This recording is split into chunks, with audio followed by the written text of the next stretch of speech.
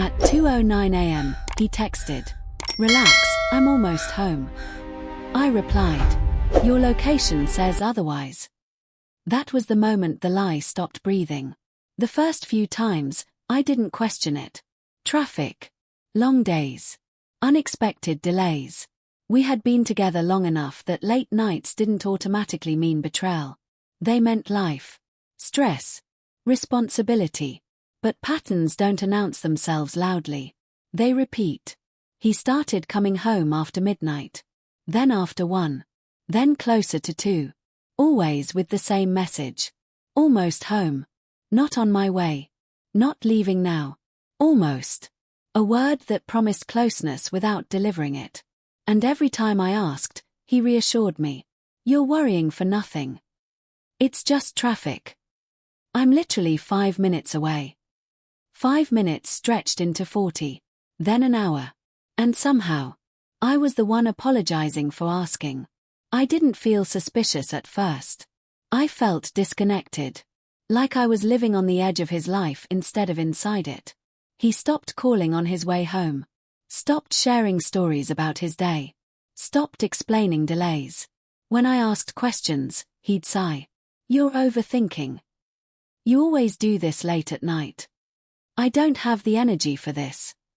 So I stopped pushing. But I didn't stop noticing. His phone stayed face down. Notifications never lit up anymore. And when I leaned over to hug him at night, he smelled like places that weren't ours. The first time I checked his location, it wasn't intentional. We shared it for safety. We always had. I opened my phone that night just to see how far away he was, so I'd know whether to stay awake or not. The map loaded. And there he was. Not moving. Not on the road. Parked. In the same place he'd been the night before. And the night before that. An unfamiliar neighborhood. A quiet street. Not a bar. Not a gas station. A place that didn't make sense. I stared at the screen for a long time. Then I locked my phone. Because I didn't want to see what I was already starting to understand. I could have asked him then. I could have said, "Why are you always stopping there?" But lies are strongest when they're untested. So I waited. The next night, he texted again. "Almost home." I checked. Same place. Same street. Same unmoving dot. The third night. Same. That's when I stopped guessing. And started watching. I didn't follow him. I didn't drive past. I didn't hack anything. I simply let the truth repeat itself. Night after night. Late arrival. Comforting text. Stationary location. Always the same. Always after midnight. Always long enough to feel intentional. I stopped sleeping.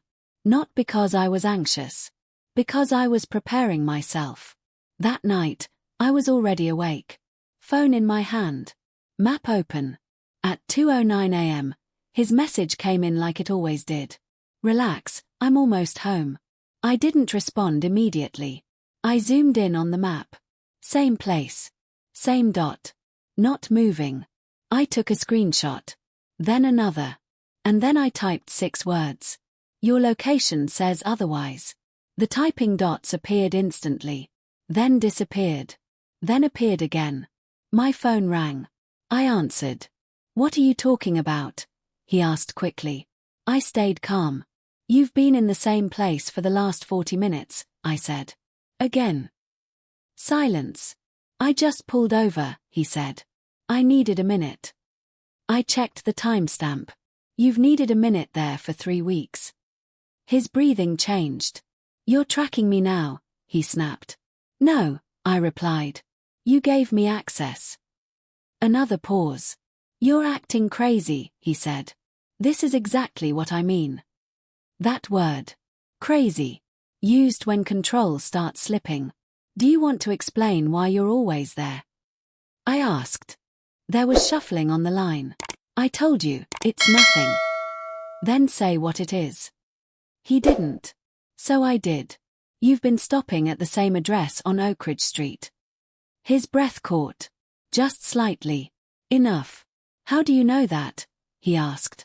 "I checked," I said. That was it. The moment the narrative stopped being his.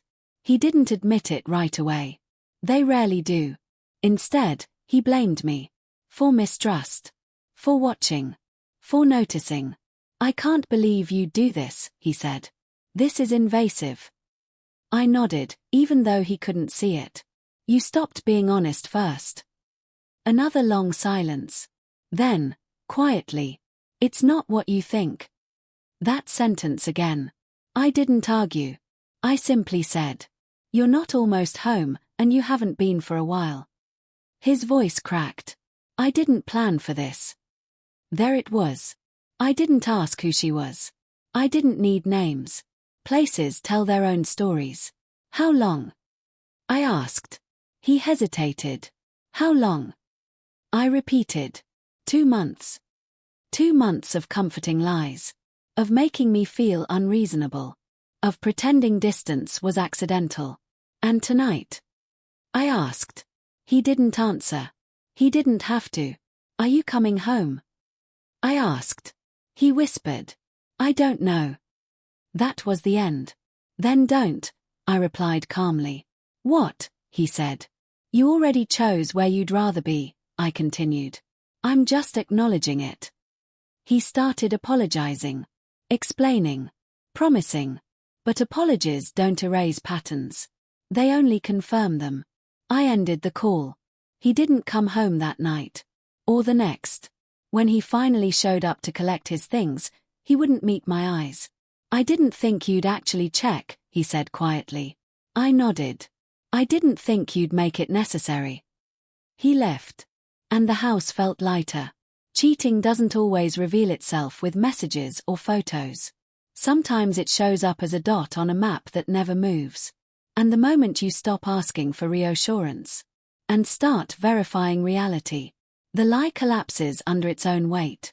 When someone keeps saying "almost home," but never arrives, they're already somewhere else.